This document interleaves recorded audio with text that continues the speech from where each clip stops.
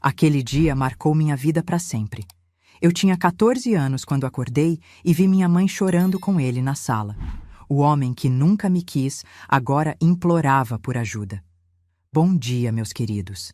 Aqui é a Dona Zuleide, com meus 68 anos nas costas e uma história que carrego há mais de 5 décadas. Falo diretamente da minha varanda em Cachoeira do Sul, no Rio Grande do Sul, onde o chimarrão tá sempre pronto e as memórias não me deixam, mesmo quando eu queria que algumas delas fossem embora. Antes de começar essa história difícil, queria falar uma novidade para vocês. A equipe deste canal está fazendo um sorteio de R$ 500 e para participar é muito simples. Se inscreve aqui no canal da vovó, dá aquele joinha que não custa nada e me conta aqui nos comentários alguma curiosidade sobre você. Qual sua cor favorita, comida favorita, o que você mais gosta de fazer ou até mesmo de qual estado do Brasil você está assistindo. Isso ajuda tanto esta velha senhora a continuar dividindo suas histórias e, quem sabe, dar um pouco de força para quem está passando por coisas parecidas com o que vivi. Eu cresci sem pai. Não daquele jeito que a pessoa diz, cresci sem pai, mas via ele de vez em quando. Não, eu cresci sem saber direito que cara ele tinha. Mamãe guardava uma foto antiga, toda amarelada, onde ele aparecia encostado num Fusca velho, cigarro na boca, olhando de lado para a câmera como se não quisesse estar ali. Esse é teu pai, Zuleide, ela dizia, quando eu insistia muito em perguntar. Morávamos numa casinha simples no bairro Noêmia, um lugar onde todo mundo se conhecia. Minha mãe, Aparecida, trabalhava como costureira, fazendo de tudo um pouco, desde barras de calça até vestidos de noiva, quando aparecia encomenda. O dinheiro era curto, mas nunca faltou comida na mesa ou carinho naquela casa. Mamãe era dessas mulheres fortes que o Brasil tá cheio. Criava filha sozinha, trabalhava de sol a sol e ainda achava energia para contar história na hora de dormir. Teu pai foi embora antes de te conhecer, filha. Ela me explicou quando completei 7 anos e as perguntas ficaram mais insistentes. Ele gostava demais da bebida e pouco da responsabilidade. Quando soube que eu estava grávida, passou 1 semana sem aparecer. Quando voltou, foi só para pegar as poucas roupas dele e dizer que não tinha nascido para ser pai de ninguém. Cresci ouvindo histórias assim, pedaços de um quebra-cabeças que nunca formava a imagem completa. O Valmir, esse era o nome dele, era um homem bonito que encantava as mulheres com conversa mansa, mas que tinha o diabo da cachaça como melhor amigo.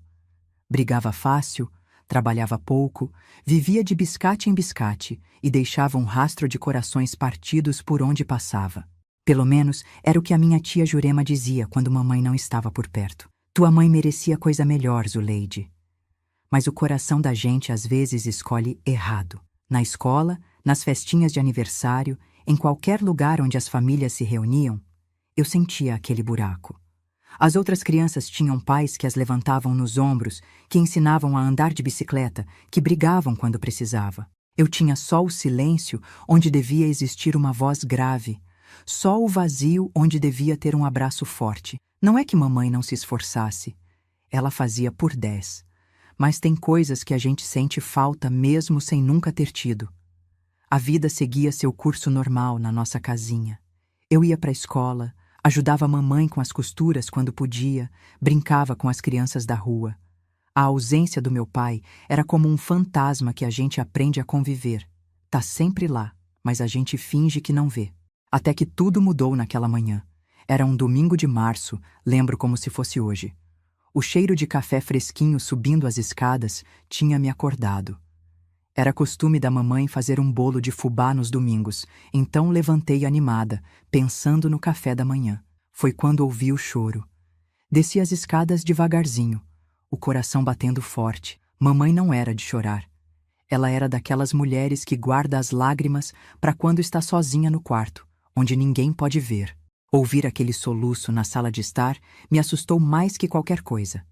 E lá estava ele. Um homem magro, cabelos já grisalhos apesar de não parecer tão velho, barba por fazer, olheiras fundas que pareciam pintadas no rosto amarelado. Usava uma camisa surrada que já teve tempos melhores e calça jeans desbotada que parecia grande demais para o corpo dele. Estava sentado no nosso sofá, a cabeça baixa, enquanto mamãe chorava em pé, uma mão no rosto. Quem é o senhor? Perguntei da escada, fazendo os dois olharem para mim ao mesmo tempo. Foi mamãe quem falou, enxugando as lágrimas com a manga do roupão.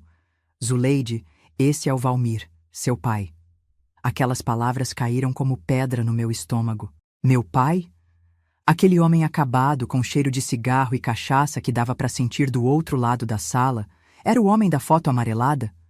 Era ele quem tinha ido embora antes mesmo de me ver nascer? Essa é a Zuleide? Ele perguntou com uma voz rouca, me olhando como se visse um fantasma. Como cresceu, como cresceu. Como se ele tivesse me visto pequena alguma vez. Como se tivesse direito de comentar sobre meu crescimento, que ele não acompanhou nem por um dia sequer. O que ele está fazendo aqui?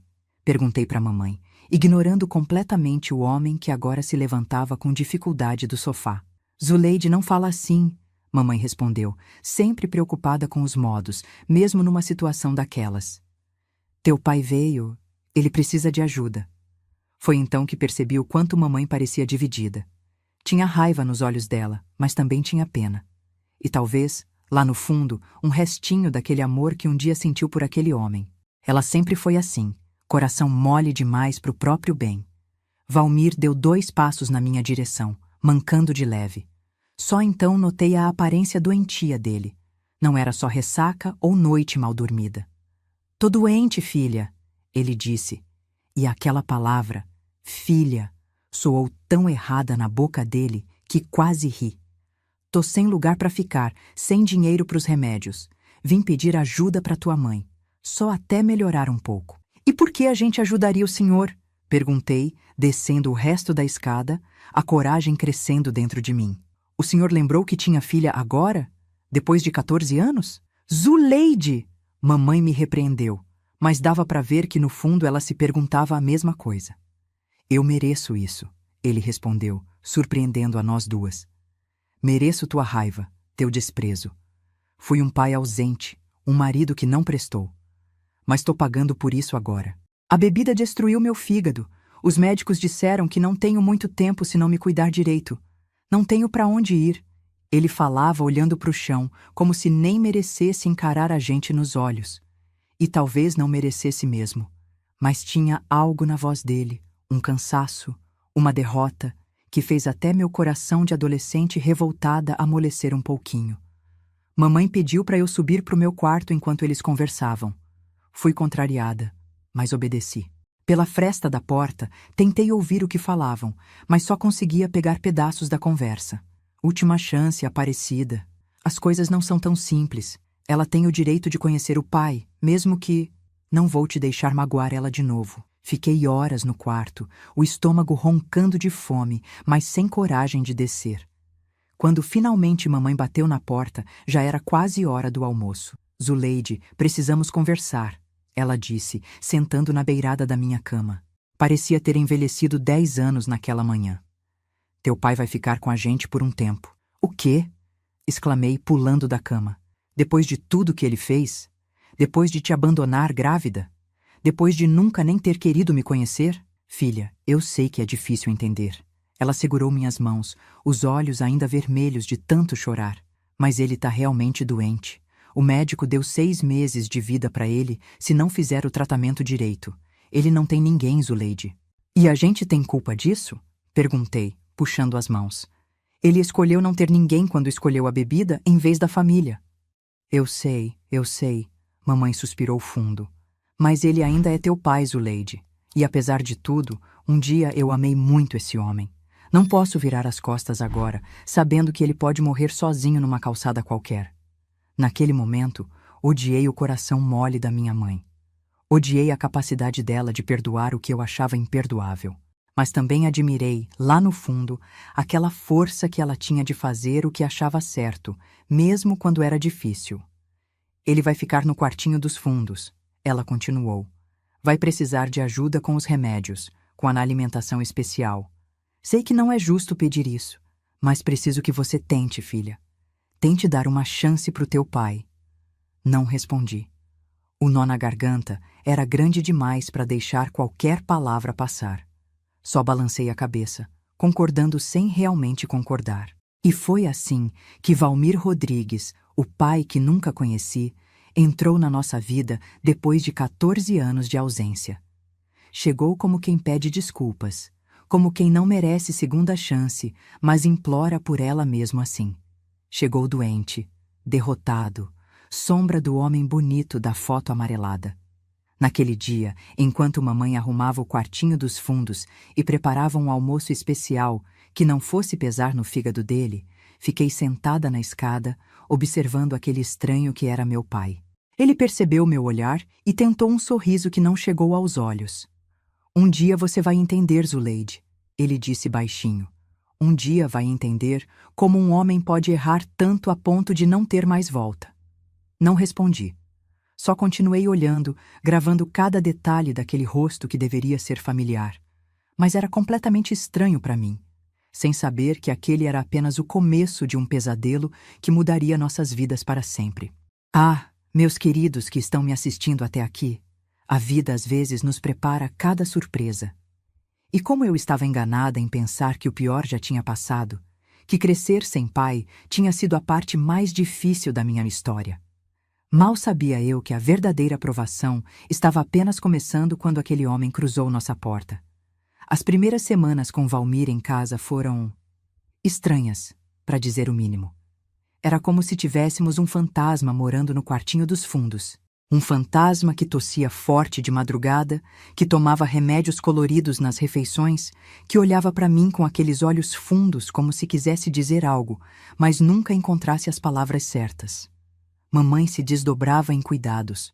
Fazia comidas especiais sem gordura, sem sal, chás de ervas que aprendeu com uma vizinha que entendia dessas coisas, lavava as roupas dele com um cuidado que me dava uma pontada de ciúme. Tudo para aquele homem que nunca tinha feito nada por nós, a não ser ir embora. No início, tentei manter distância. Saía cedo para a escola, voltava e ia direto para o quarto. Só descia para jantar quando era obrigada. Mas aos poucos, a curiosidade foi vencendo a raiva. Afinal, quantas perguntas eu tinha guardado durante todos aqueles anos? Quantas vezes imaginei como seria ter uma conversa com meu pai? Numa tarde, enquanto mamãe tinha ido entregar uma encomenda de costura, me peguei sentada no degrau da porta dos fundos, observando Valmir que tomava sol fraco no pequeno quintal. "Por que o senhor nunca voltou antes?" perguntei, a pergunta escapando antes que pudesse segurar. Ele virou a cabeça devagar, como se o movimento doesse. "Vergonha, talvez", respondeu depois de um longo silêncio. "Ou covardia. Provavelmente os dois." Não era a resposta que eu esperava. Achei que ele fosse inventar alguma desculpa, dizer que tentou voltar, mas não conseguiu, que pensava em mim todos os dias. Mas não. Ele admitiu que era covarde, que era fraco demais para encarar o que tinha feito. "A bebida não ajudou", continuou ele, olhando para o céu. "Cada ano que passava, ficava mais difícil voltar. Como explicar para uma criança que o pai dela preferiu a cachaça a ela? Como olhar nos olhos da mulher que abandonei grávida? Então eu bebia mais para esquecer, e quanto mais bebia, mais impossível ficava voltar. Naquele momento, não senti pena nem perdão, mas pela primeira vez vi meu pai como um ser humano, quebrado, falho, mas humano. Não era mais o monstro das minhas imaginações infantis, nem o herói que secretamente esperava que fosse. Era apenas um homem que tinha feito escolhas terríveis e agora estava pagando por elas. Os dias foram passando e Valmir parecia melhorar um pouco com os cuidados da mamãe. A cor amarelada diminuiu, ele ganhou alguns quilos, já conseguia caminhar pelo quintal sem ficar sem fôlego. Começou a ajudar em pequenas coisas pela casa. Trocou uma lâmpada queimada, consertou a dobradiça do armário da cozinha, coisas assim. Pequenos gestos que faziam mamãe sorrir de um jeito que eu não via há muito tempo. Foi mais ou menos um mês depois da chegada dele que notei as primeiras coisas estranhas. Uma madrugada, acordei com barulho de passos. Não eram os passos da mamãe, que sempre andava de um jeito leve pela casa.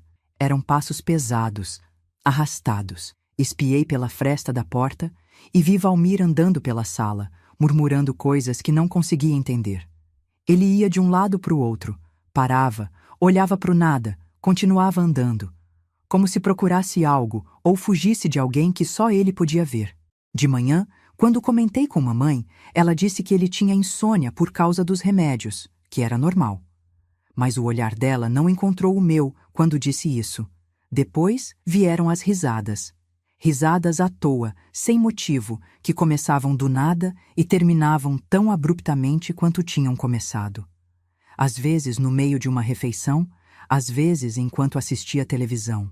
Gargalhadas que não combinavam com nada do que estava acontecendo, que faziam mamãe dar aqueles sorrisos nervosos e mudar de assunto rapidamente.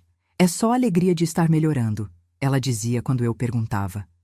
Teu pai sempre teve esse humor meio diferente. Mas não era humor. Eu sabia que não era. Tinha algo errado, algo que ia além da doença do fígado, além da abstinência do álcool. Algo nos olhos dele quando a risada acabava, um vazio, uma confusão, como se ele mesmo não soubesse por que tinha rido. O incidente da cerveja aconteceu num domingo, cerca de 2 meses depois da chegada dele. Estávamos os 3 na sala, assistindo um programa de domingo na TV. Coisa rara. Geralmente eu evitava ficar no mesmo ambiente que Valmir por muito tempo. Mas naquele dia, por insistência da mamãe, concordei em assistir o Fantástico com eles. Foi quando o vizinho, seu Antenor, apareceu com uma caixa de cervejas para comemorar o Grenal, sem saber da condição de Valmir. Mamãe tentou recusar educadamente, mas Valmir insistiu que o vizinho ficasse, que não tinha problema, que ele já estava forte o suficiente para resistir à tentação. O clima ficou tenso na hora. Mamãe lançava olhares preocupados para Valmir, que fingia estar super interessado no jogo, enquanto seu Antenor, alheio à situação, abria uma latinha após a outra. Tem certeza que não quer uma, compadre? Insistia seu Antenor, estendendo uma cerveja gelada na direção de Valmir. Uma só não faz mal a ninguém. Vi o olhar do meu pai mudar naquele instante. Os olhos fixos na latinha, a garganta subindo e descendo enquanto engolia em seco, a mão tremendo levemente ao lado do corpo. Era como assistir um homem se afogando, lutando para manter a cabeça fora d'água. Não, obrigado, ele respondeu com a voz rouca. Não posso mesmo. Seu Antenor deu de ombros e continuou bebendo, comentando o jogo cada vez mais alto à medida que as latinhas vazias se acumulavam.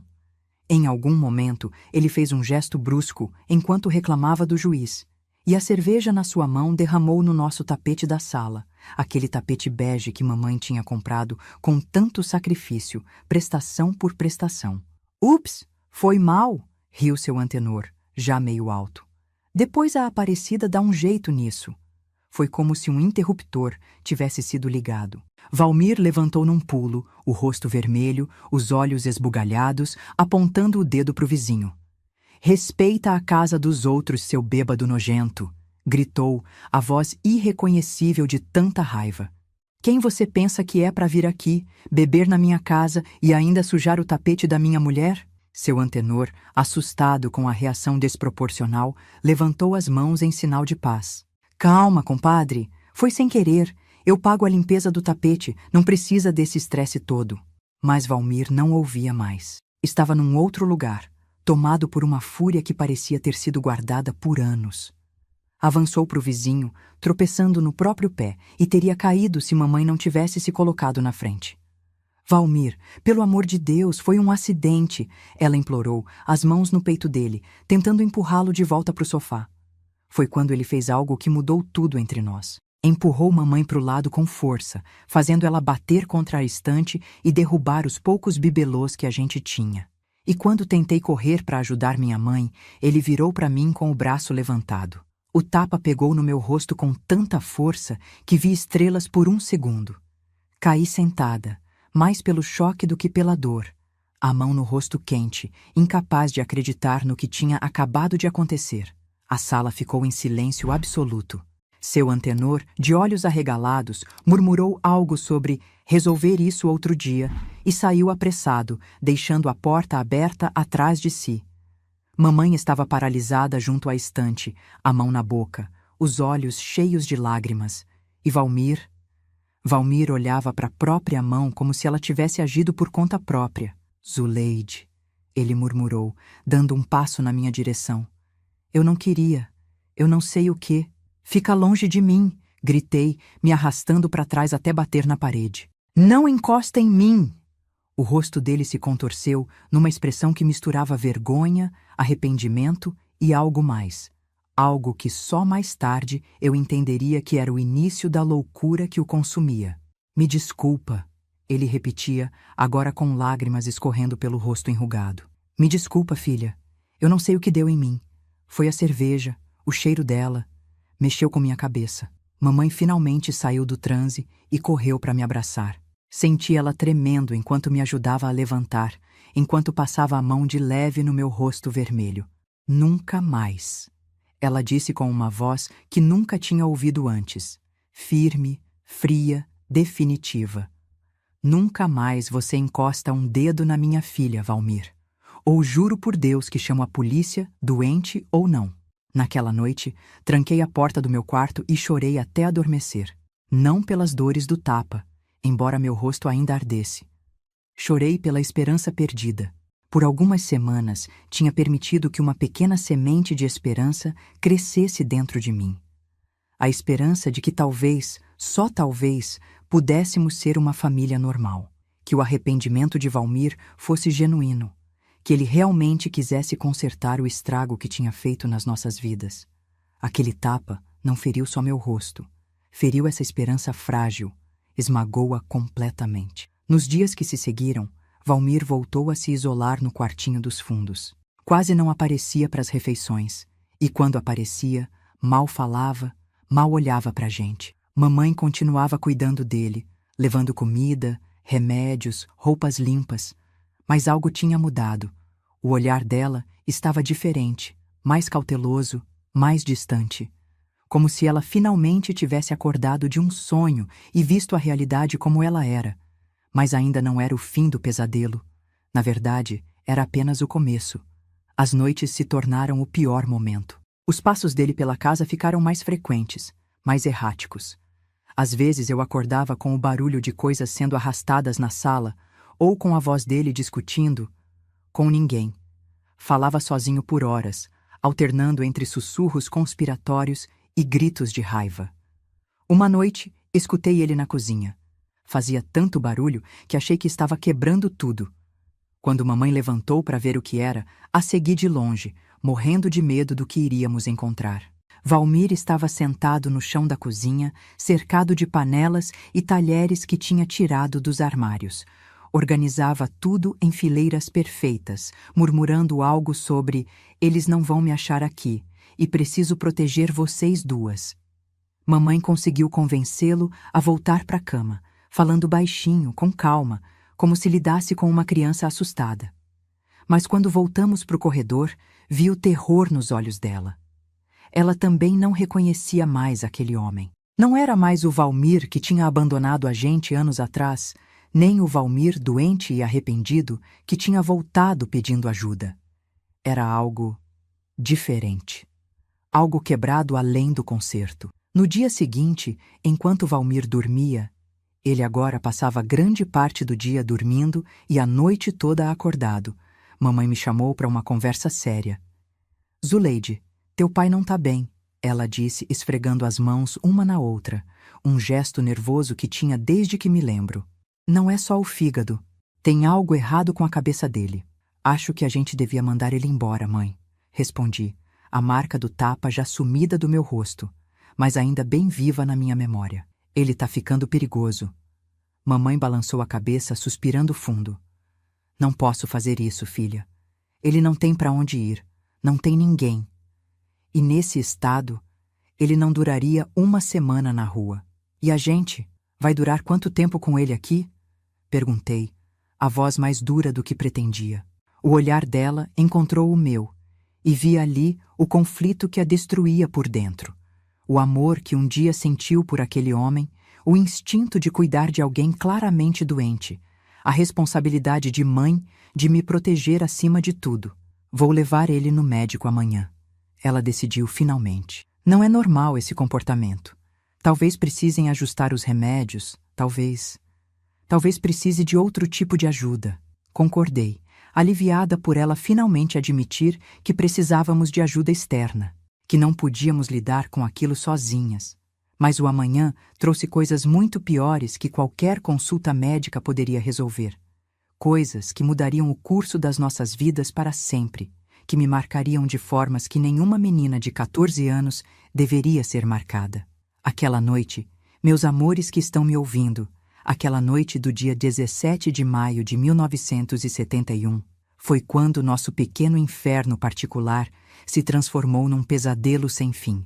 Foi quando descobri que existem monstros de verdade neste mundo, e que às vezes eles têm o mesmo sangue que corre nas nossas veias.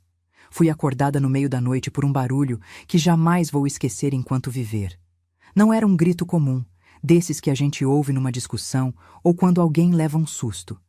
Era um som primitivo, desesperado, o tipo de grito que sai quando a pessoa está além do medo, além do desespero. Era a voz da minha mãe.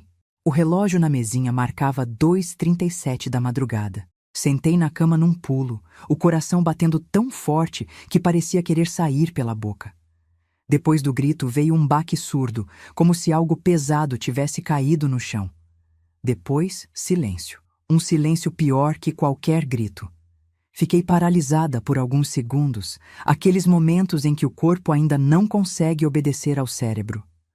A parte racional de mim dizia para ficar quieta, trancar a porta, me esconder. Mas a outra parte, a que sabia que minha mãe estava lá embaixo e precisava de ajuda, me fez levantar e caminhar em direção à porta. Abri devagar, tentando não fazer barulho. O corredor estava escuro. Apenas um filete de luz vinha da sala lá embaixo. Desci a escada degrau por degrau, cada passo mais difícil que o anterior, como se meu corpo soubesse que o que eu ia encontrar mudaria minha vida para sempre. O que vi quando cheguei ao último degrau ficou gravado na minha mente como uma fotografia terrível que nunca desbota, nunca fica menos nítida com o passar dos anos. Mamãe estava caída no chão da sala, o corpo estranho, em uma posição que pessoa nenhuma escolheria ficar. Uma poça escura se espalhava embaixo da cabeça dela. O cabelo sempre tão arrumado, agora empapado num vermelho que parecia preto na luz fraca. E os olhos, meu Deus, os olhos abertos olhando para o nada, sem piscar, sem vida. Parado ao lado dela, segurando um abajur quebrado e ensanguentado, estava Valmir, meu pai. A camisa do pijama manchada do mesmo vermelho escuro que se espalhava no chão. Os olhos arregalados como os de um animal acuado. A respiração ofegante de quem acabou de fazer um grande esforço. Pai? A palavra escapou como um sussurro, minha voz tão fraca que nem parecia minha. Ele virou a cabeça na minha direção num movimento brusco, como se só agora percebesse que eu estava ali. Por um momento não vi reconhecimento naqueles olhos injetados. Era como se ele olhasse através de mim, para algo ou alguém que só ele podia ver. Ela não queria me ouvir, ele disse, a voz pastosa, arrastada. Só então percebi que ele tinha bebido. O cheiro de cachaça era forte mesmo àquela distância. Eu disse que eles estavam vindo atrás de nós, que precisávamos fugir, mas ela não queria me ouvir. Dei um passo para trás, a compreensão do que estava acontecendo me atingindo como um soco no estômago. Mamãe estava morta. Meu pai a tinha matado. E agora estávamos só nós dois na casa. Ele completamente fora de si, ainda segurando a arma do crime. Você matou a mamãe, falei, as lágrimas finalmente vindo, embaçando minha visão. Não! Ele gritou, largando o abajur que caiu com um baque surdo no tapete manchado. Não matei ninguém, foi um acidente. Ela caiu, bateu a cabeça. Eu só queria que ela me ouvisse. Ele deu um passo na minha direção, as mãos estendidas como se quisesse me alcançar. Instintivamente, recuei mais, subindo um degrau da escada. Algo no meu movimento pareceu despertar algo nele. O olhar mudou, focou em mim de verdade pela primeira vez. Você vai contar para eles, não vai? Perguntou, a voz subitamente mais baixa, mais controlada, mais assustadora. Vai dizer que eu matei ela. Vão me prender de novo. De novo? A palavra escapou antes que eu pudesse pensar. Um sorriso estranho se formou no rosto dele. Um sorriso que não combinava em nada com a cena macabra ao nosso redor. Sua mãe nunca contou? Passei 3 anos preso antes de conhecer ela. Briga de bar, esfaqueei um sujeito que não pagou uma dívida. Ele riu, um som horrível naquele momento. Aparecida era a única que não sabia do meu passado. Ou fingia não saber. Mulher tola, sempre acreditando no melhor das pessoas. Cada palavra dele era como uma faca torcendo na ferida aberta que era meu coração naquele momento. Como ele podia falar assim da mulher que acabara de matar? Da mulher que o acolheu mesmo depois de tudo que ele fez? Não vou deixar você estragar tudo agora, ele continuou, agora caminhando decidido na minha direção. Não vou voltar para a cadeia, não depois de tudo que passei. Virei e subi a escada correndo, o terror me dando uma força que não sabia que tinha. Ouvi os passos pesados dele atrás de mim, subindo os degraus 2 a 2, apesar da idade e da doença.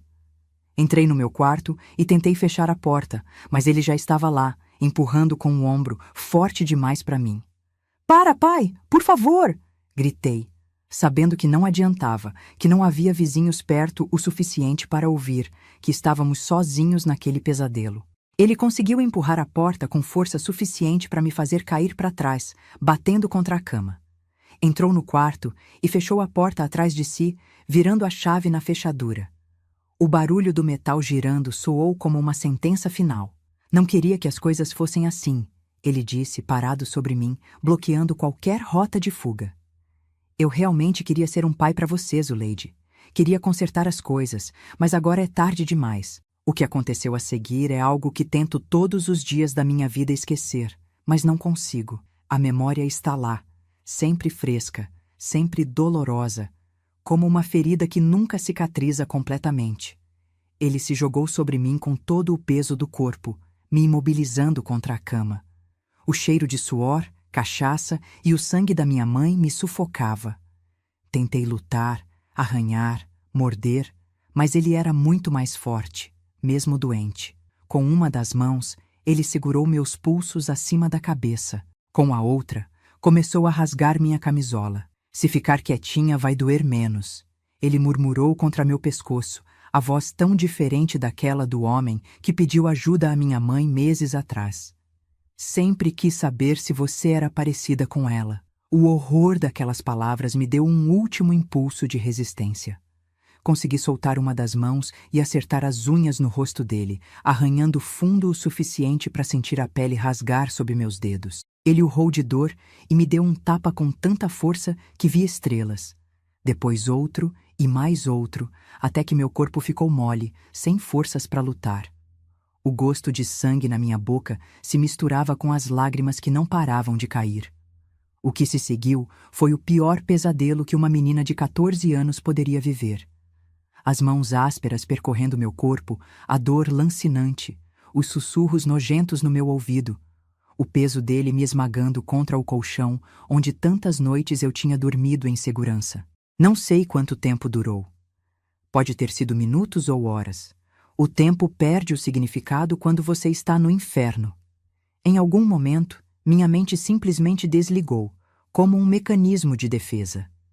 Era como se eu estivesse flutuando acima da cena, observando de longe o que acontecia com aquela menina na cama, incapaz de ajudar, incapaz de parar aquilo. Quando finalmente acabou, ele desabou ao meu lado, ofegante, bêbado demais agora para se manter consciente. Em minutos, estava roncando alto, um braço pesado ainda jogado sobre mim como uma corrente. Fiquei deitada, imóvel. Por quanto tempo não sei dizer. Meu corpo inteiro doía, por dentro e por fora. Sentia algo quente e pegajoso entre as pernas, mas não conseguia olhar. Não queria confirmar o que já sabia. Lágrimas silenciosas escorriam pelo meu rosto, mas não emitia som algum, com medo de acordá-lo, de que tudo começasse de novo. Quando tive certeza que ele estava em sono profundo, me arrastei para fora da cama, cada movimento uma agonia. Peguei a primeira roupa que encontrei, um vestido velho que estava jogado na cadeira, e vesti com dificuldade, minhas mãos tremendo tanto que mal conseguia abotoar. Minha mente estava estranhamente calma agora, funcionando com uma clareza que não combinava com o caos ao meu redor. Sabia que precisava sair dali. Sabia que se ele acordasse, provavelmente me mataria como tinha feito com mamãe. Eu era a única testemunha do que ele tinha feito. E agora, eu era mais um crime na consciência dele. Se é que ainda tinha uma. A janela do meu quarto dava para o telhado da varanda. Não era uma queda tão grande, mas ainda assim assustadora para uma menina que nunca tinha feito nada parecido. Abri a janela com cuidado para não fazer barulho, o vento frio da madrugada batendo no meu rosto, dando uma falsa sensação de limpeza depois de tudo que tinha acontecido. Olhei uma última vez para o homem que era meu pai, agora roncando na minha cama, inconsciente do mal que tinha feito, da vida que tinha destruído. Primeiro a da minha mãe, depois a minha. Senti um ódio que nunca tinha experimentado antes, um ódio tão grande que por um segundo pensei em pegar a tesoura na minha escrivaninha e acabar com ele ali mesmo, enquanto dormia. Mas não podia. Não era uma assassina. Não seria como ele. Com cuidado, passei pela janela e me sentei no telhado da varanda, sentindo as telhas ásperas sob minhas pernas machucadas. O céu começava a clarear levemente. Devia ser por volta das 5 da manhã. Logo o dia nasceria, como se nada tivesse acontecido, como se o mundo não tivesse acabado de desmoronar para uma menina de 14 anos em Cachoeira do Sul. Arrastei-me até a beira do telhado e olhei para baixo. A queda era maior do que parecia de dentro do quarto. Lá embaixo havia um canteiro com as flores que mamãe tanto cuidava. Margaridas, amor perfeito, essas flores simples que ela adorava. Por um momento, a imagem dela regando aquelas plantas me atingiu com tanta força que quase perdi o equilíbrio. Nunca mais veria minha mãe. Nunca mais sentiria o abraço dela, o cheiro de lavanda que ela sempre tinha, o som da risada dela nas raras vezes em que se permitia relaxar. Respirei fundo, engolindo o soluço que ameaçava escapar. Não podia fazer barulho agora. Precisava ser forte, por mim e pela memória da minha mãe. Com cuidado, virei de barriga para baixo e comecei a me pendurar pela beirada do telhado, os pés procurando apoio na coluna da varanda. A dor no meu corpo protestava a cada movimento, mas a adrenalina e o medo me davam forças para continuar. Meus pés finalmente encontraram a coluna de madeira e comecei a descer, abraçada a ela como se fosse um mastro de navio em meio a uma tempestade. Quando estava quase chegando ao chão, meus braços fraquejaram e caí de costas no canteiro de flores.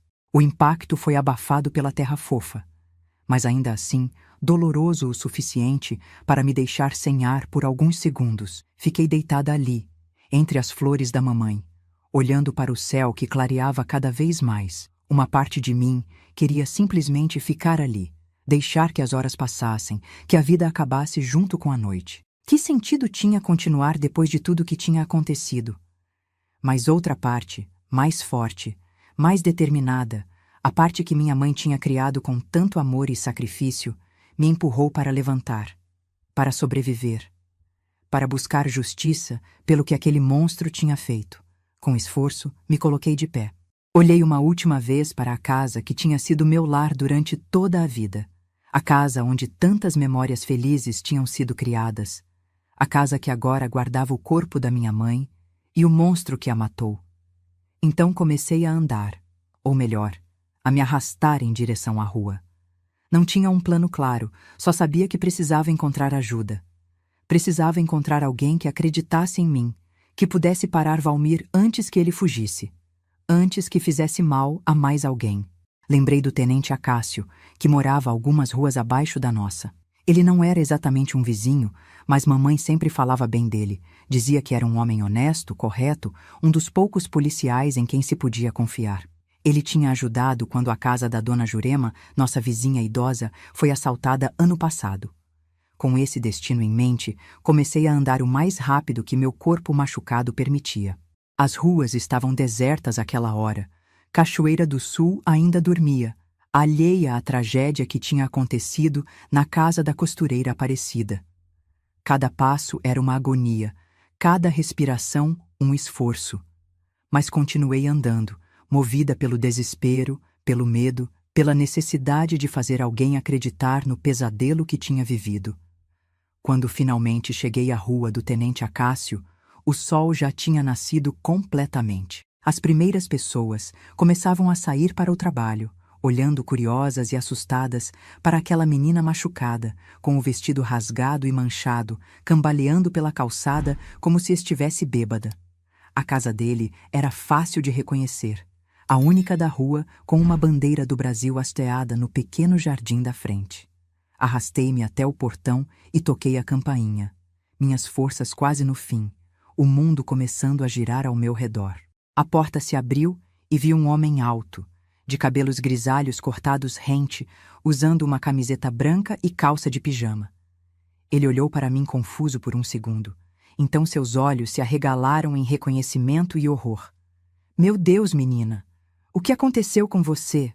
Abri a boca para responder, para contar tudo, para implorar por ajuda. Mas nenhum som saiu. Em vez disso, o mundo escureceu ao meu redor e senti meu corpo cair, como se todas as cordas que me mantinham em pé tivessem sido cortadas de uma só vez. A última coisa que lembro antes de perder a consciência foi dos braços fortes me segurando antes que eu atingisse o chão, e uma voz grave gritando para alguém chamar uma ambulância. Depois, só escuridão. Uma escuridão misericordiosa que, por algumas horas, me livrou das memórias daquela noite que tinha destruído minha infância, minha inocência, minha vida inteira. Ah, meus queridos que estão me ouvindo, como é difícil reviver essas memórias, mesmo depois de tantos anos. Às vezes me pergunto se deveria enterrá-las de vez, deixar que o passado fique no passado. Mas algo dentro de mim diz que contar essa história é importante. Não só para mim, como uma forma de exorcizar esses demônios, mas também para quem está ouvindo, para que saibam que é possível sobreviver mesmo ao pior dos pesadelos. Que é possível reconstruir a vida, mesmo quando parece que não sobrou nada para reconstruir.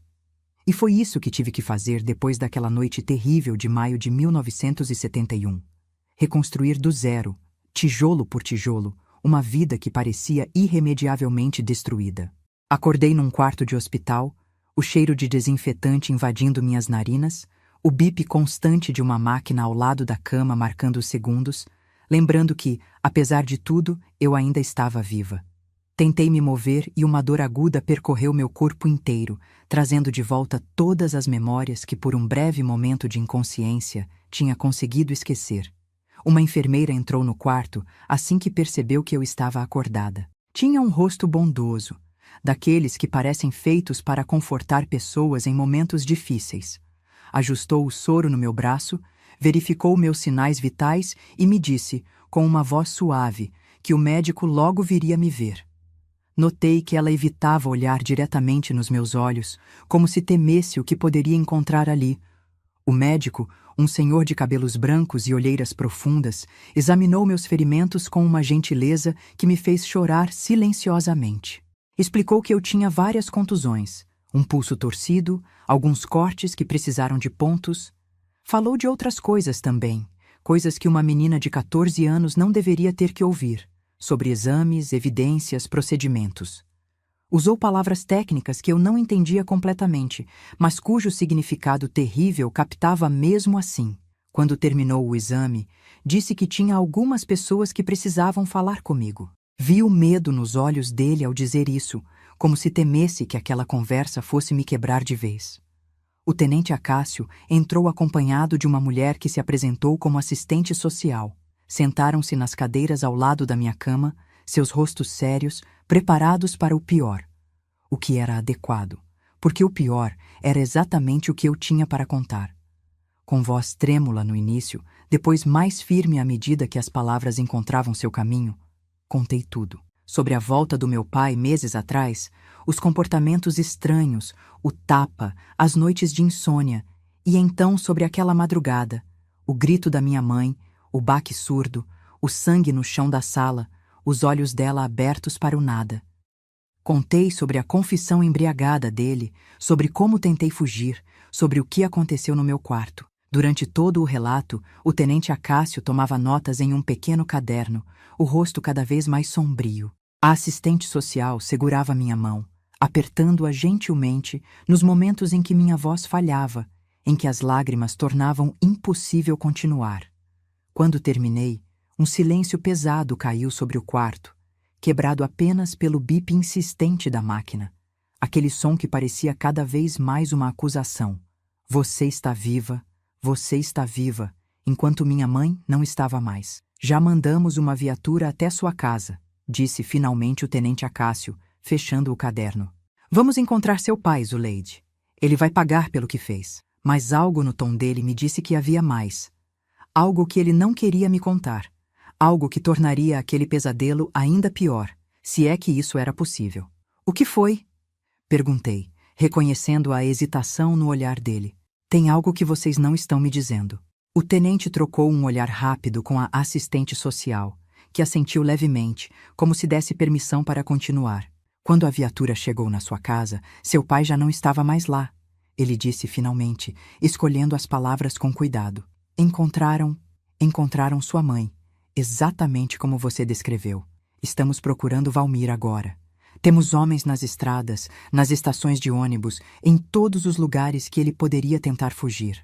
A ideia de que ele tinha escapado, de que estava em algum lugar lá fora enquanto eu estava presa naquele hospital, me encheu de um terror que nenhuma palavra pode descrever. E se ele viesse atrás de mim? E se tentasse terminar o que começou? Ele não vai te encontrar, disse a assistente social, como se lesse meus pensamentos. Você está segura aqui. Há um policial na porta do seu quarto e vai continuar assim até pegarmos seu pai. Assente, tentando acreditar naquelas palavras, tentando encontrar conforto onde parecia impossível.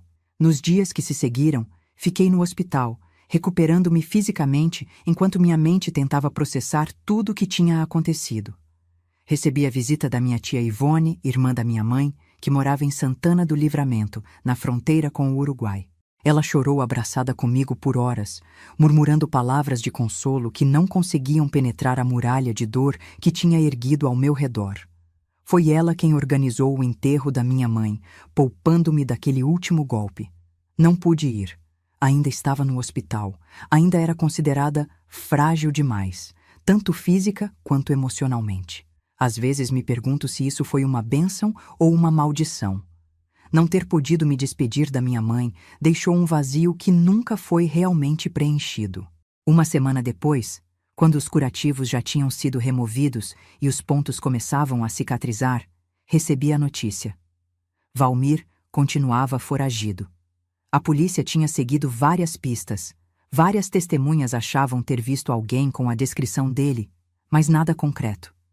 Era como se ele tivesse desaparecido no ar. Vou te levar para minha casa, disse tia Ivone, sentada na beira da minha cama de hospital.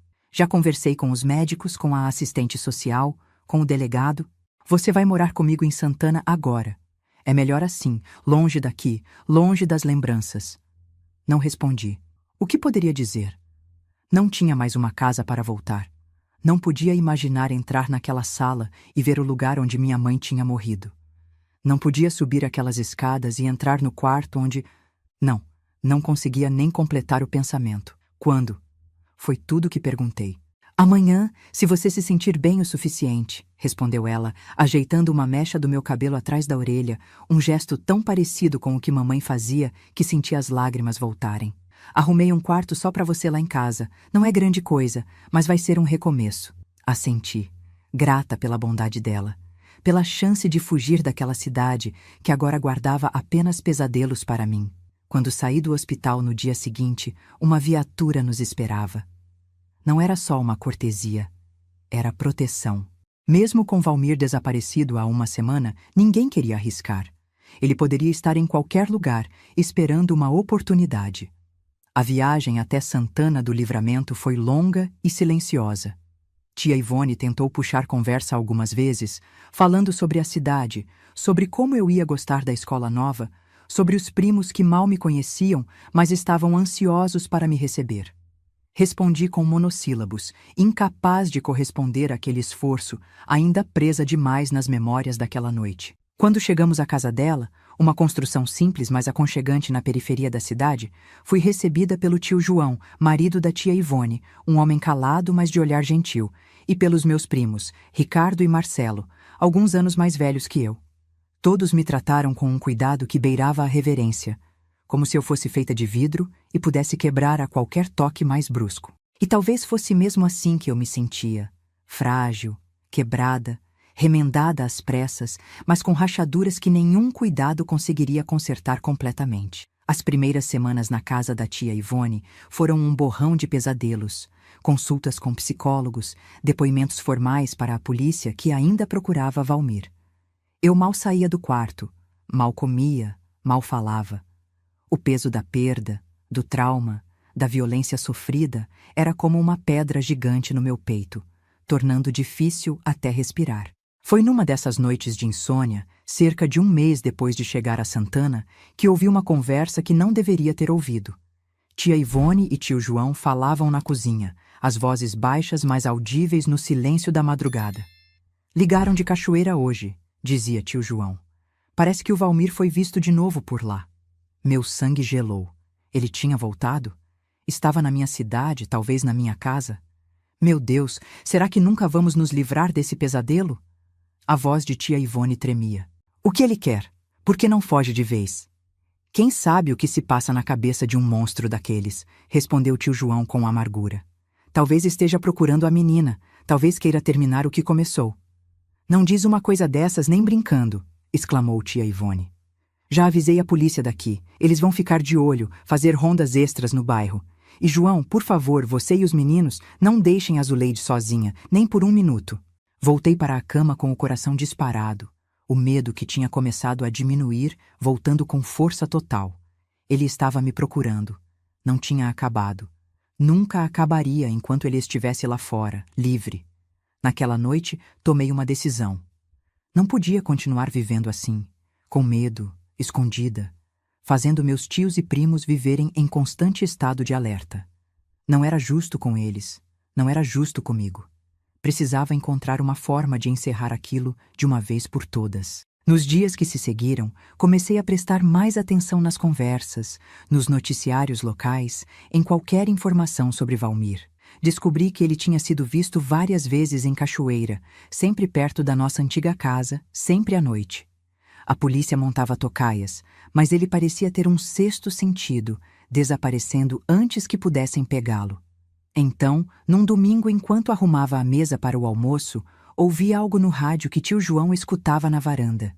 Um repórter falava sobre os preparativos para a festa de São João em Cachoeira do Sul, mencionando que, apesar dos recentes acontecimentos que tinham chocado a cidade, a tradição seria mantida.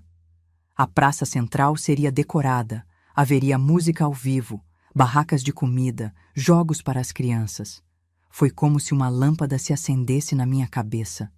Era isso, a festa de São João, o único evento do ano em que a cidade inteira se reunia na praça. Se Valmir estava em Cachoeira, se estava obcecado com a casa, com o que tinha deixado para trás, ele certamente estaria por perto durante a festa.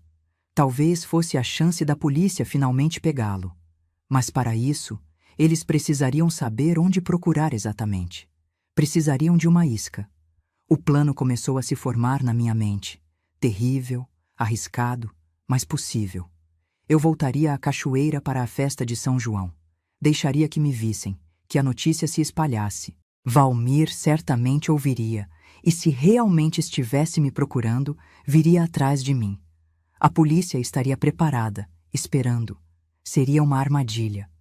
Claro, nunca conseguiria convencer tia Ivone e tio João a me deixarem voltar à Cachoeira, muito menos para ser usada como isca. Teria que fazer isso sozinha, sem que soubessem. Nas 2 semanas que se seguiram, planejei cada detalhe com um cuidado que não sabia que era capaz. Juntei o pouco dinheiro que tinha guardado, algumas moedas que tia Ivone me dava de vez em quando, uma nota de 5 cruzeiros que tio João me deu no meu aniversário. Não era muito, mas daria para a passagem de ônibus. Descobri os horários dos ônibus que iam para a Cachoeira, memorizei o itinerário. Escrevi uma carta para o tenente Acácio, explicando o meu plano, pedindo que organizasse uma operação para capturar Valmir durante a festa. Não tinha certeza se a carta chegaria a tempo ou se ele levaria a sério o plano de uma menina de 14 anos, mas era o melhor que podia fazer. A festa seria no sábado, dia 24 de junho. Na sexta à noite, depois que todos foram dormir, arrumei uma pequena mochila com uma muda de roupa e o dinheiro que tinha juntado. Coloquei a carta para o tenente Acácio dentro de um envelope que tinha conseguido na escola, com o endereço da delegacia de Cachoeira do Sul. Deixei um bilhete para a tia Ivone na minha cama, explicando que precisava voltar, que precisava encerrar aquele capítulo, que ficaria bem e voltaria logo.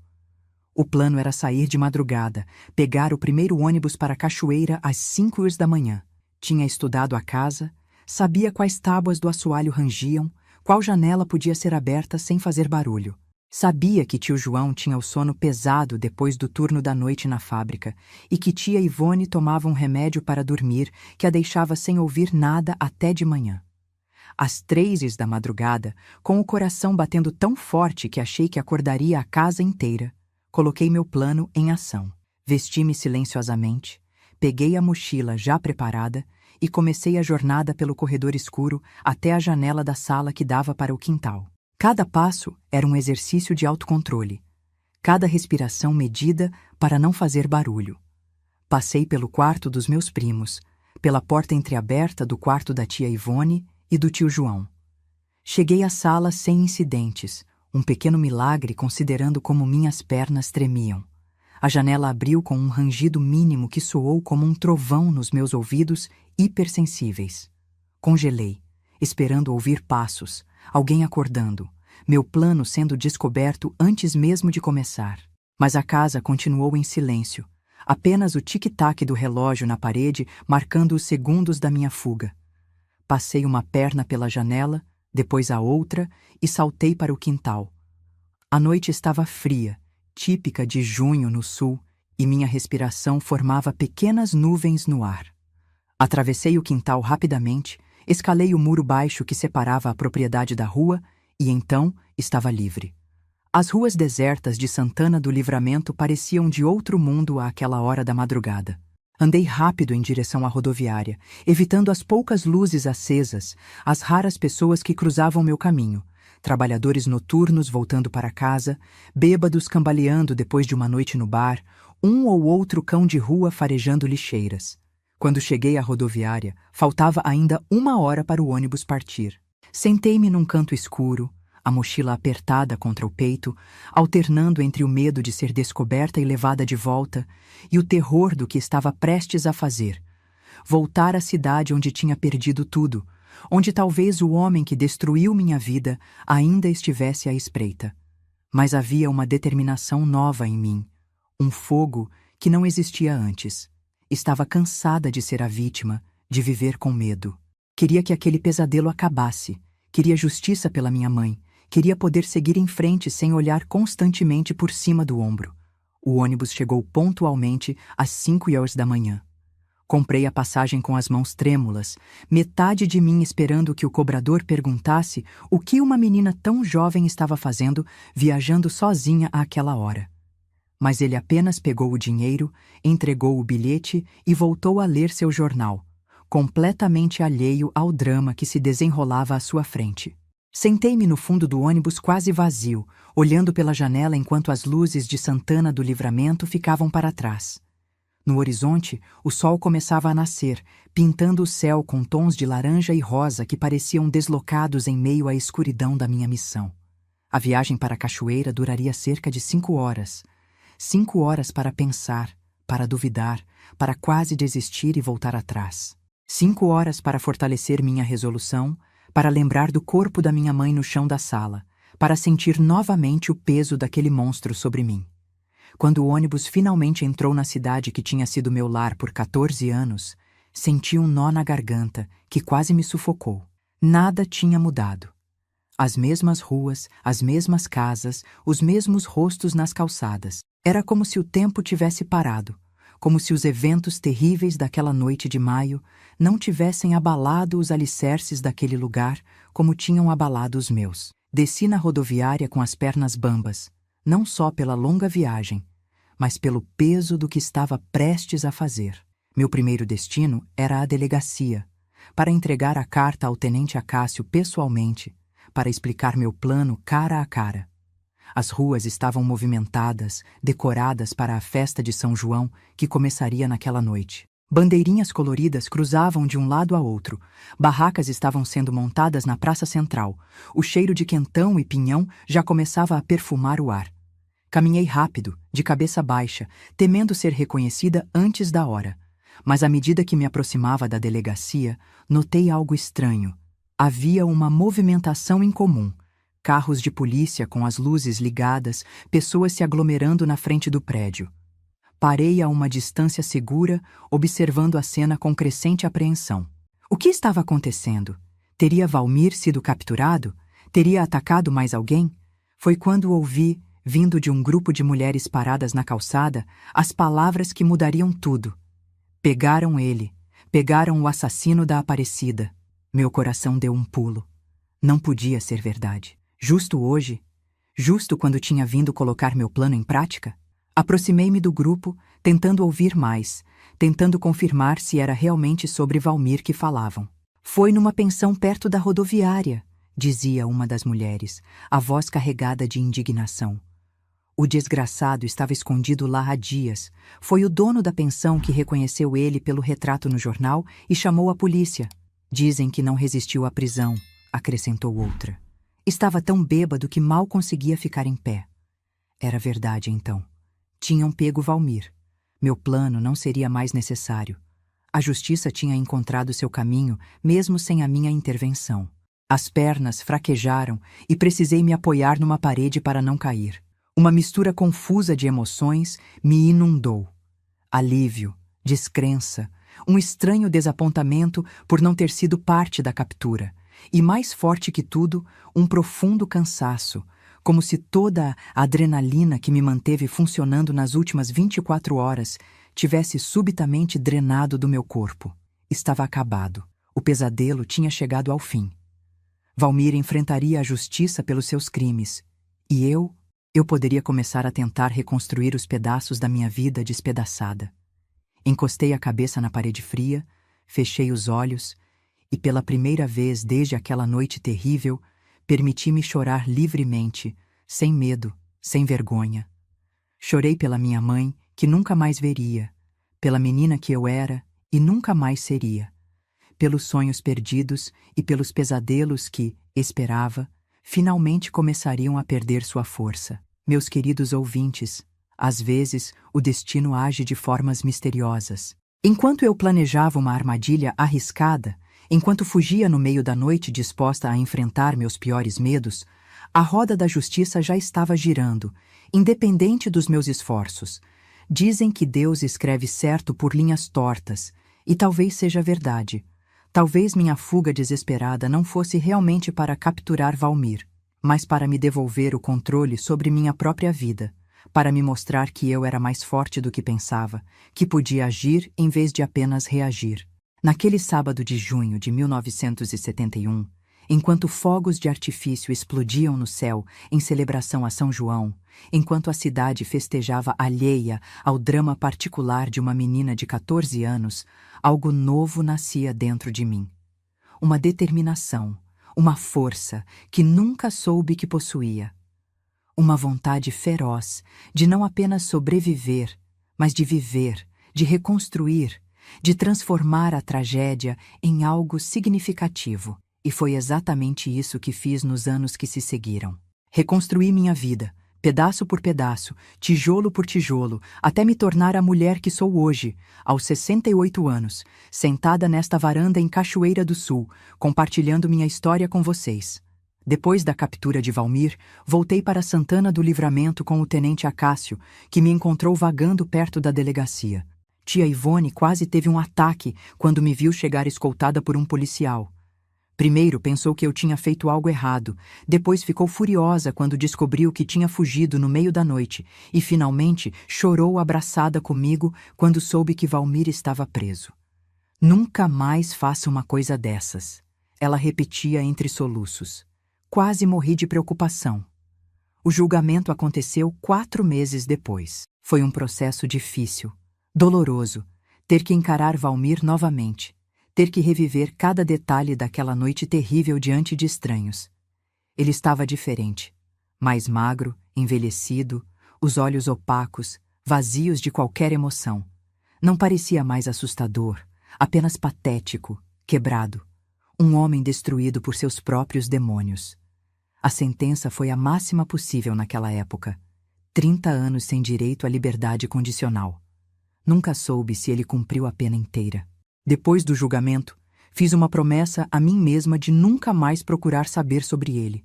Nunca mais deixar que ocupasse espaço na minha cabeça, na minha vida.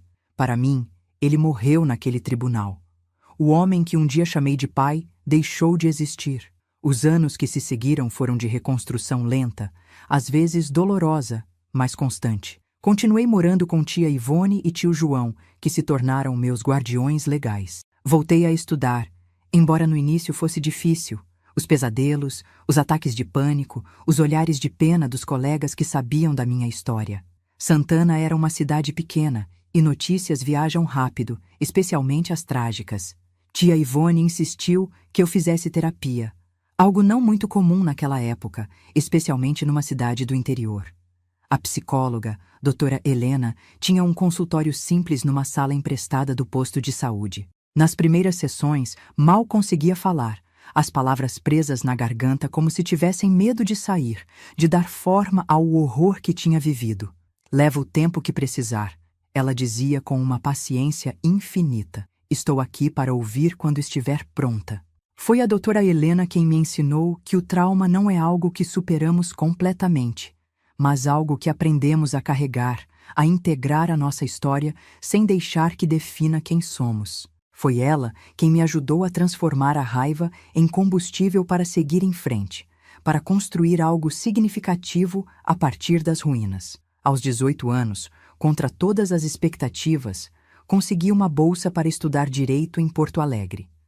Era uma oportunidade rara para uma menina do interior, especialmente uma com meu histórico. Tia Ivone chorou quando recebemos a carta de aceitação. De orgulho, de medo de me ver partir.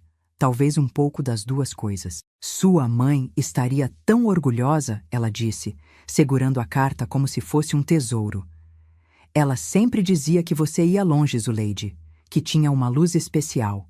Mudar para Porto Alegre em 1975 foi como entrar em outro mundo. A capital era grande, barulhenta, cheia de possibilidades que Santana e Cachoeira jamais poderiam oferecer. Nos primeiros meses, dividindo um quarto minúsculo com outras 2 estudantes numa pensão barata, me senti completamente perdida. A universidade era intimidante, os corredores imensos, as salas cheias de jovens que pareciam tão mais preparados, tão mais confiantes do que eu. Sentia-me uma impostora, como se a qualquer momento alguém fosse descobrir que eu não pertencia àquele lugar, que carregava segredos sombrios demais para estar entre pessoas normais. Foi nesse período de dúvidas que conheci Mariana, uma colega de curso que se tornaria minha melhor amiga pelos anos seguintes. Alta, de cabelos cacheados que pareciam ter vida própria e uma risada que ecoava pelos corredores, Mariana era tudo que eu não era. Extrovertida, despreocupada, cheia de amigos e histórias para contar. Por algum motivo que nunca entendi completamente, ela decidiu me adotar. Sentava-se ao meu lado nas aulas, me arrastava para os bares que os estudantes frequentavam depois das aulas, me incluía nos grupos de estudo. Aos poucos, sua luz foi iluminando os cantos escuros da minha alma, me mostrando que ainda havia espaço para amizade, para risadas, para momentos leves, mesmo depois de tudo que tinha passado. Você é muito séria, Zuleide, ela dizia frequentemente. Precisa aprender a viver um pouco. E tentei. Realmente tentei. Aos poucos, fui baixando as muralhas que tinha erguido ao meu redor, permitindo que pessoas entrassem no meu círculo restrito de confiança. Aprendi a sorrir novamente, mesmo quando o sorriso não alcançava completamente meus olhos. Aprendi a falar sobre o clima, sobre livros, sobre política, sobre qualquer coisa que não fosse o passado que tentava deixar para trás. Os estudos se tornaram meu refúgio, minha fortaleza. Mergulhei nos livros de direito com uma dedicação que impressionava até os professores mais exigentes. Havia algo profundamente satisfatório em compreender as leis, os mecanismos da justiça, os sistemas que poderiam ter protegido minha mãe se tivessem funcionado como deveriam. No terceiro ano da faculdade, Quando precisávamos escolher uma área de especialização, não tive dúvidas. Direito penal, com foco em crimes contra mulheres e crianças. Queria usar minha experiência, minha dor, para garantir que outras não passassem pelo que passei, ou pelo menos para garantir que encontrassem justiça se passassem. Foi numa aula de direito penal que conheci Ricardo, não o meu primo de Santana, mas um rapaz de Porto Alegre, filho de uma família tradicional gaúcha, com olhos gentis e uma voz calma que imediatamente me deu segurança. Ele sentou ao meu lado num dia em que Mariana faltou, e começamos a conversar sobre o caso que o professor tinha apresentado. Um crime passional que tinha chocado a cidade anos antes. Não concordo com a abordagem da defesa, ele disse, e havia uma convicção em sua voz que me cativou imediatamente. Não existe crime passional. Existe crime. Ponto final. Paixão não é desculpa para tirar uma vida. Aquelas palavras reverberaram dentro de mim como um sino. Era exatamente o que pensava, o que acreditava firmemente. Mas nunca tinha ouvido ninguém expressar com tanta clareza.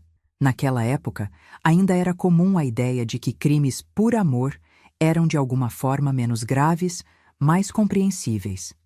Ouvir alguém, especialmente um homem, rejeitar completamente essa noção foi como encontrar um aliado inesperado. Nossa amizade cresceu naturalmente ao longo do semestre. Estudávamos juntos na biblioteca, discutíamos casos, compartilhávamos livros e artigos. Ricardo era brilhante, com uma mente afiada e um senso de justiça que parecia tão alinhado ao meu que às vezes era como se lesse meus pensamentos. Demorei para perceber que estava me apaixonando. Ou talvez soubesse, mas tentava negar. Depois do que tinha passado, a ideia de intimidade com um homem me aterrorizava. Os poucos encontros que tinha tentado nos anos anteriores, sempre incentivada por Mariana, tinham terminado em ataques de pânico, em noites de insônia repletas de pesadelos. Mas Ricardo era diferente. Nunca pressionava, nunca invadia meu espaço, nunca fazia perguntas sobre meu passado que eu não estava pronta para responder.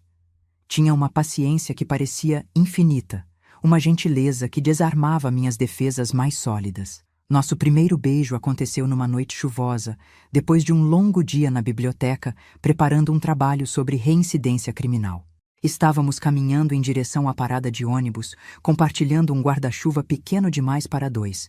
E, de repente, ele parou, me olhou com aqueles olhos que pareciam enxergar muito além da superfície e perguntou se podia me beijar. O fato de ele ter perguntado, de ter esperado minha permissão explícita, significou mais para mim do que ele poderia imaginar. Foi o primeiro momento em anos em que senti que tinha controle completo sobre meu corpo, sobre quem podia ou não me tocar. Disse sim, e quando seus lábios tocaram os meus, gentilmente, sem pressa, algo que tinha estado congelado dentro de mim começou lentamente a derreter. Nosso relacionamento avançou no ritmo que eu precisava. Lento, respeitoso, baseado mais em conversas profundas e momentos de compreensão mútua do que em qualquer aspecto físico. Ricardo nunca me pressionou por mais do que eu podia dar. Nunca mostrou frustração quando eu recuava, quando os pesadelos voltavam, quando o passado se interpunha entre nós.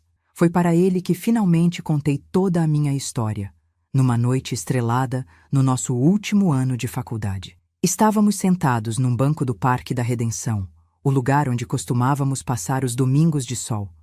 As palavras saíram difíceis no início, depois em torrentes que não conseguia mais controlar.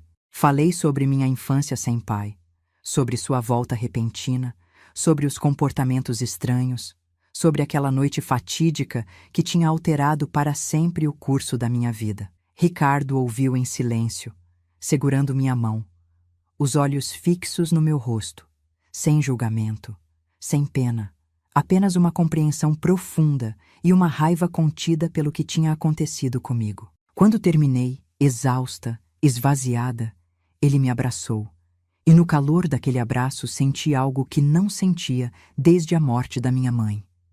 Segurança completa, a certeza de que nada de mal poderia me alcançar enquanto estivesse ali.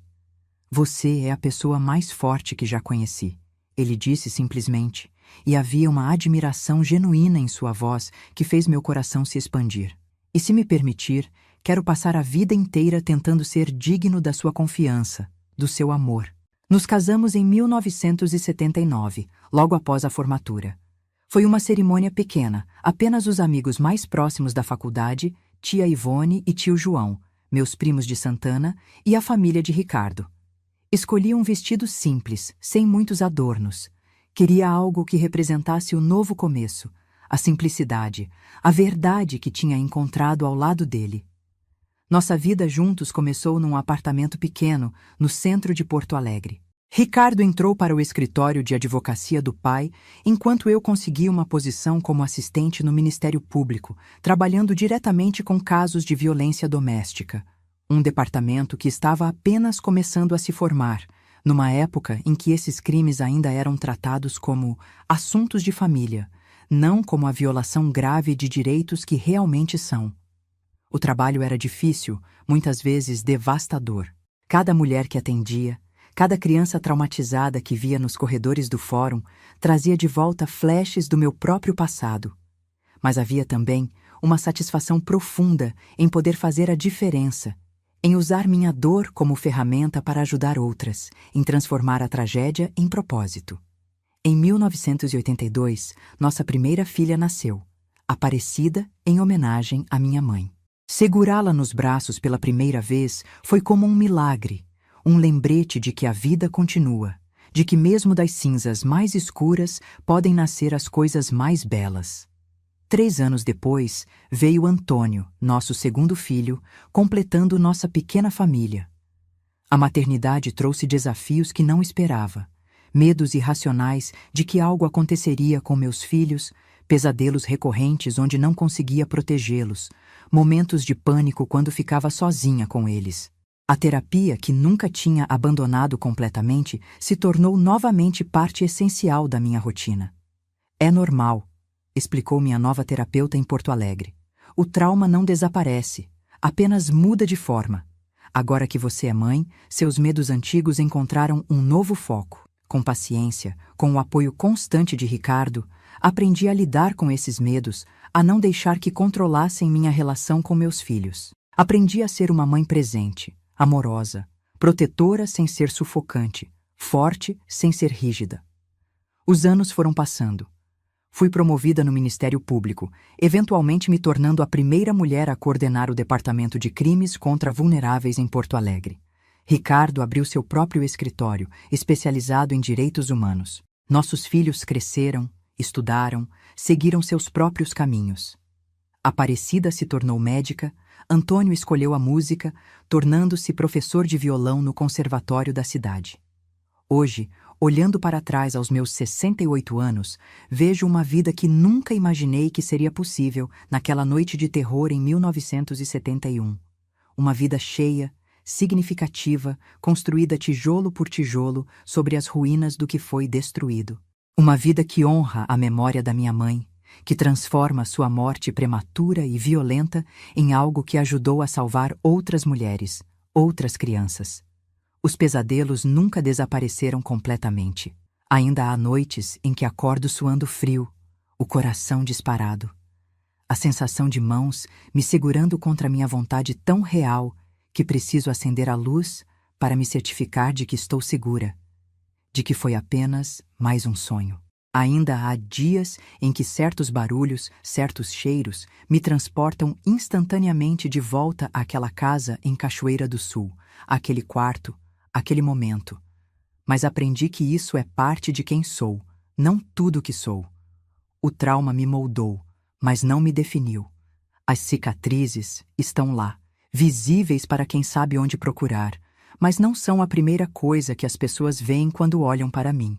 Veem a juíza aposentada, a mãe, a avó de 3 netos lindos, a mulher que ajudou a mudar a forma como o sistema judicial trata crimes contra mulheres e crianças no Rio Grande do Sul.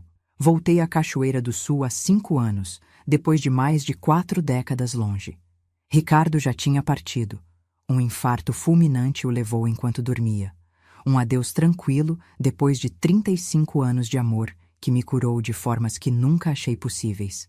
Os filhos estavam estabelecidos em suas próprias vidas e senti um chamado inexplicável para retornar às minhas raízes, para fechar o círculo. Comprei uma casa pequena, não muito longe de onde cresci. Nos primeiros meses, foi difícil.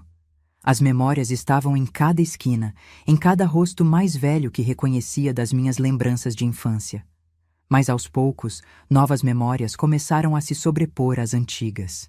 Novos amigos, novos lugares favoritos, uma nova rotina que não tinha nada a ver com o passado sombrio. A casa onde cresci não existe mais. Foi demolida anos atrás para dar lugar a um pequeno mercado. De certa forma, foi um alívio. Não precisava passar por ali todos os dias. Não precisava ver o lugar onde perdi tudo. Foi aqui, nesta varanda onde estou sentada agora, conversando com vocês, que comecei a pensar em compartilhar minha história. Não como uma confissão, não como um pedido de pena, mas como um testemunho de que é possível reconstruir a vida mesmo depois das perdas mais devastadoras, de que é possível encontrar propósito na dor, de que é possível amar novamente mesmo quando o coração foi quebrado da pior maneira possível. Meus queridos que me acompanharam até aqui, agradeço de coração por ouvirem minha história. Não é fácil falar sobre coisas tão dolorosas, mas sinto que é importante. Importante para mim, como uma forma de libertação, e talvez importante para alguém que esteja assistindo e passando por seu próprio vale de sombras neste momento. Se você está sofrendo, se está perdido na escuridão como eu estive, saiba que não está sozinho. Saiba que há um caminho para fora, mesmo que pareça impossível de encontrar agora. Saiba que a vida tem uma capacidade incrível de renovação, de cura, de recomeço. Antes de me despedir, queria pedir um favorzinho do coração. Se essa história tocou você de alguma forma, dá aquele joinha e se inscreve aqui no canal da vovó. Isso ajuda muito a levar essa mensagem de esperança para mais pessoas que talvez estejam precisando ouvir que é possível sobreviver, é possível recomeçar, é possível encontrar luz mesmo nos momentos mais escuros. E não se esqueça de entrar no nosso grupo de WhatsApp. O link está na descrição do vídeo.